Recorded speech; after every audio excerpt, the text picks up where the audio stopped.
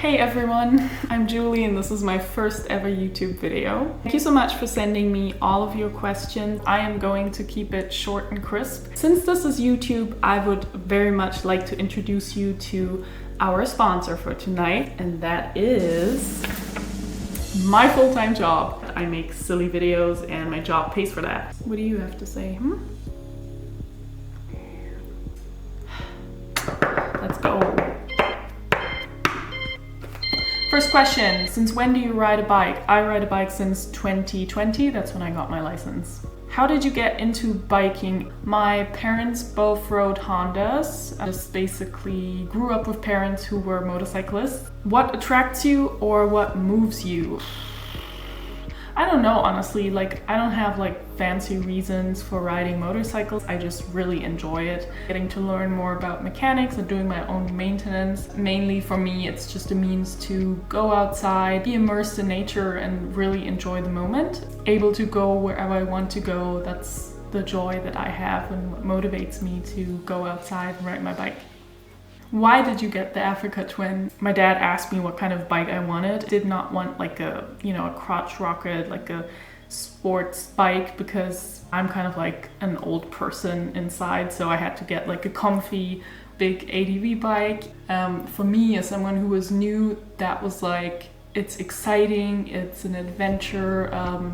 People are traveling long distance, you can load lots of luggage, and it had this allure and this cool vibe to it that I really wanted to be a part of. I kind of bought into that with getting an ADV bike. So my first motorcycle is actually the Africa Twin. I got it before I even had my license.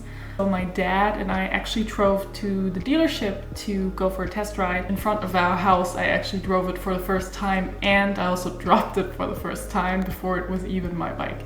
My dad rushed over and he was like, "Oh my god, no, I have to polish and see if there's any scratches, and oh my god, it's not even our bike." And I was like, "Oh, I'm sorry, well, I buy it, it's okay." That's how I got the Africa Twin. This is the first non-motorcycle question. How did you adopt your cats? From Chasing Crystal. She rides a Honda Dominator. She's on a world tour currently in Morocco, I think. And she also loves cats. Please go check her out. And so how did I adopt my cats? There was an ad in the newspaper. Ooh, that's kind of a philosophical question. Can you tell a moment you realized that Julie was born to ride, or that you would ride your whole life? I don't know if I'll be riding my entire life, to be honest. Maybe this is just a phase and I'll grow out of it eventually. When I went abroad to France, I met all these amazing people. They showed me their kind of home areas, where to ride. Such a cool thing to be included in this community, just people sharing their passion. So I think that's something that really touched me emotionally, and that will keep me riding in the future, I think, and hopefully share that with other people as well, just as it was shared with me. Do you plan to visit the Balkan countries? Yes, I have visited Montenegro, Croatia, and Bosnia-Herzegovina. Obviously last year we had some issues with mainly my bike, so we do definitely have to return, and yeah, we'll go back there. What riding gear for different seasons do you recommend? Most of the time what you see me wearing is my very first set of gear that I bought. It's a mesh suit, two-piece mesh suit. Just throw over a rain jacket either over it or underneath to block the wind, and you're basically covered for all 3 seasons. If it's raining especially, I would just recommend wearing hiking rain pants or a hiking rain jacket, because they're made really well and they will keep you very dry. Sometimes you don't need to buy something that's motorcycle specific, but just something that's very well made, and you will often find that in the hiking department. Winter with snow and ice, that's a whole different kind of thing that I can't really give you advice on. What are some protecting motorcycle must-have accessories? I have already broken lots of stuff on my bike. If you have an adventure bike like the Africa Twin or just any of the big ones, because the bikes themselves are really heavy and much more stuff can break, I would recommend getting some hand protection to protect your levers from breaking off, like the bark busters. Crash bars, some people just get lower crash bars for like the low engine part. I also have the top ones because I think with the Africa Twin, the radiator is a very easy to break part, at least in my personal experience.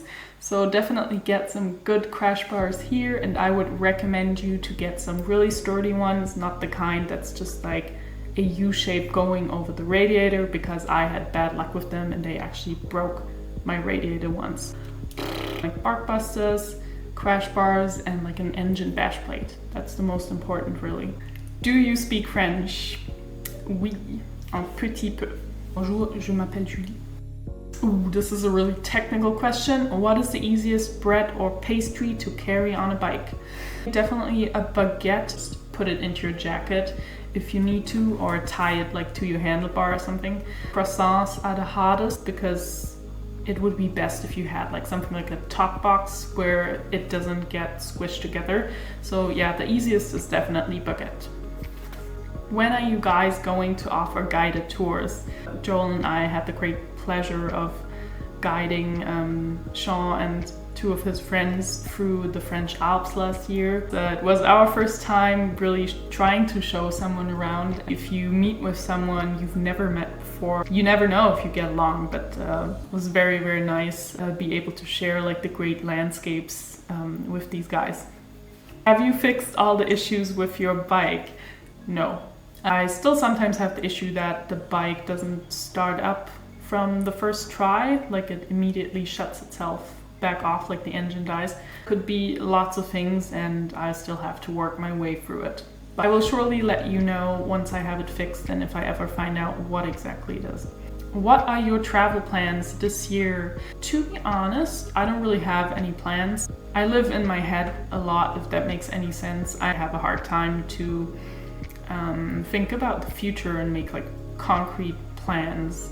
So about traveling, I can tell you that April is going to be an exciting month. I will be going to my first ever press motorcycle event launch kind of thing, which I'm super excited and kind of scared about because there will be lots of people and lots of socializing. And then I have another thing coming in April, which is actually an entire week traveling through Germany, and I will tell you more about that later. What is my height, and do I have any height adjustments on the Africa Twin? My height is 1.8 meters. I don't have any height adjustments on the bike. It is completely stock. I have the seat in the standard height. It's not lowered. I can flat foot it and it's not an issue for me. I do wish I was stronger though, because I have a hard time picking the bike up, to be honest.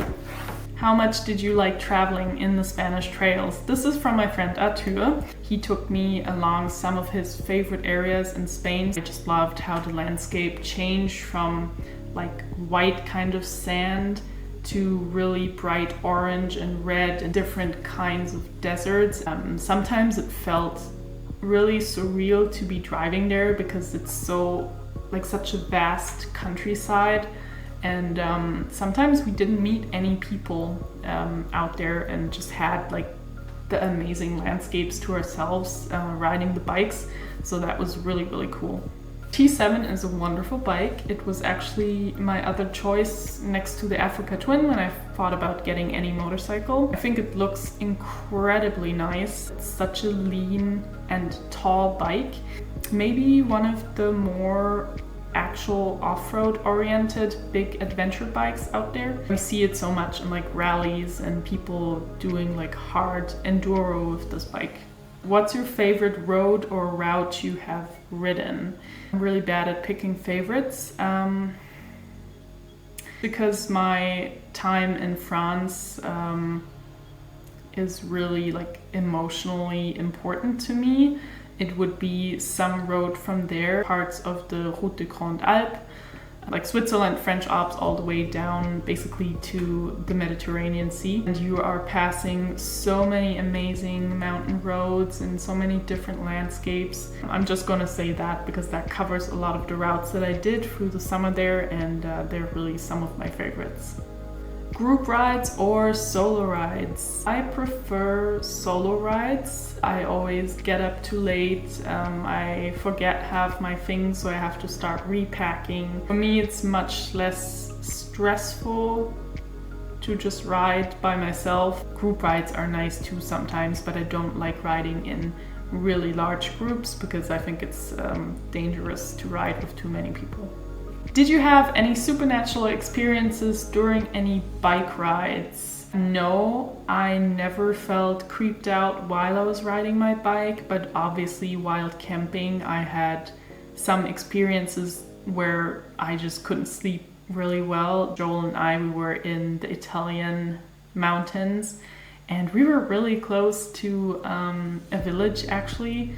Could hear like birds and just animals, you know, during the night. But Joel was already snoring next to me and I just heard like this weird, like, I don't know if it's like a scream or something, but from an animal. And all of a sudden, all the birds that you were able to hear before, they went silent. It really did creep me out. I like could feel my heartbeat and I was just laying there like unable to move and I was like, what the hell is going on? If everything else goes silent, that's weird. So that really did creep me out a lot.